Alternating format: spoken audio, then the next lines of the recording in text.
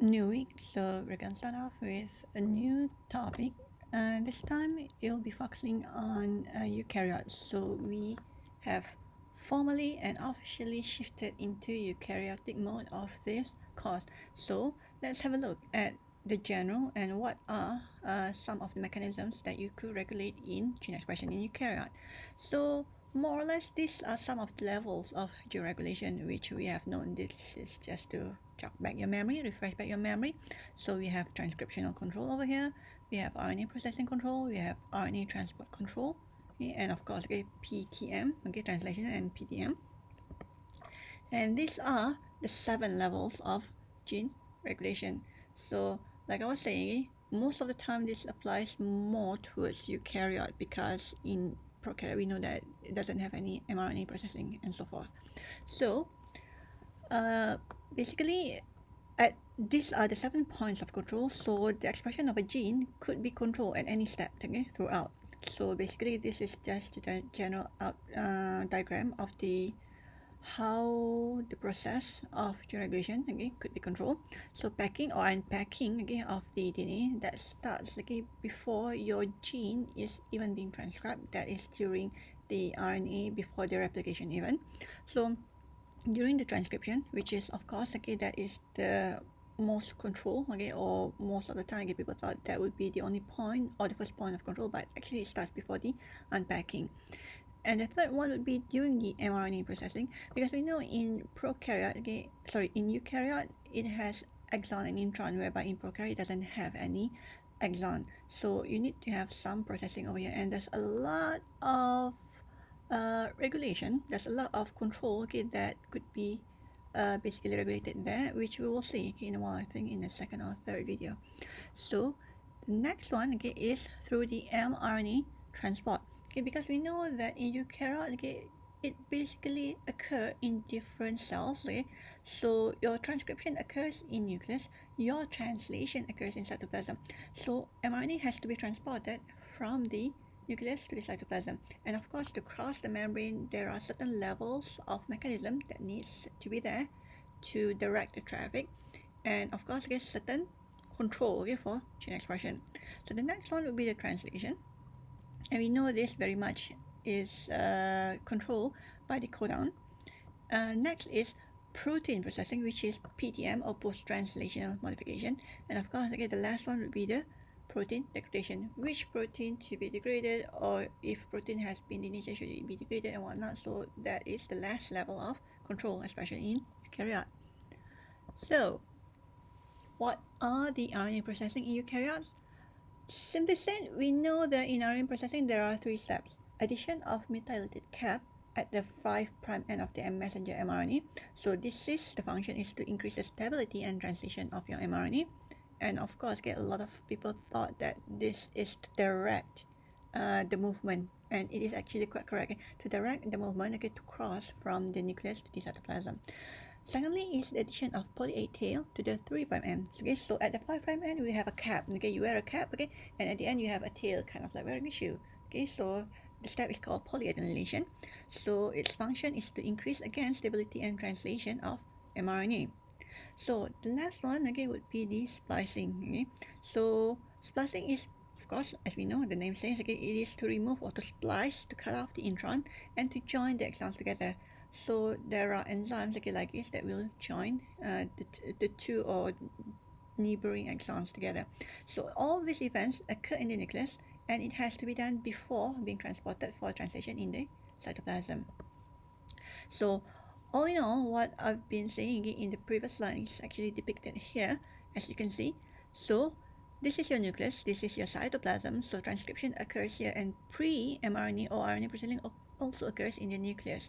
So that means that, okay, the addition of the cap, the addition of the poly-A tail, and, okay, the splicing of the intron and joining of the exon has to be done in your nucleus before it is being transported into the cytoplasm for translation. So the most important part here, okay, apart from adding the cap and adding the poly-A tail, is the RNA splicing. And this is the mechanism carried out by spliceosome machinery that is to splice out. Basically, it is called a spliceosomes. So it comprises of complex proteins, And there are several small nuclear ribonucleoproteins, SNP, okay, SNRNPs. So it will recognize splice sites, which is specific, okay, for RNA sequences, and it will know, okay, when to splice it. So it will cleave out the intron and later on splice together. Sorry, it will cleave out the intron and splice, and then together, okay, all the exons, okay, will be joined. So this is what occurs, okay, during the splicing process. So you got your pre-mRNA from your transcription. So cap has been added. So this is actually the processes, okay. So you have exon, you have intron, you have exon, you have intron in between them and whatnot. So the location varies. So what happens that spliceosome, okay, will come into place. So it is basically made up of some proteins plus, okay, the basically SNP RNPs. So what happens is that, okay, when they form a complex, okay, they would cut off, okay, the site that they recognize, okay, at the intron. So what happens in the cell actually, okay, is that it will kind of like bind it together, okay, hold it together, cut it off, okay, and then only it will be cut out, and then the two joining exons will be ligated together. Now, the ribozymes. So this is basically a catalytic RNA molecule which has a function as an enzyme, and of course it is involved in splicing, but it is a non-protein biological catalyst. It is not a form of a protein, but it is a catalyst that helps, okay, with the splicing process, okay, in the spliceosome. Now, can you think of a ribozyme with a different function? So think about that, okay? Hold on to your answer and we will have a discussion on that. Now, okay? One of the answer is actually telomerase, okay? Another one, there are a few others. Okay? So I'm just giving you an example. Now, for the function and the evolutionary importance, okay, of introns, so we may think that intron is not important. Why should it be there? Could we just basically chuck all of it out?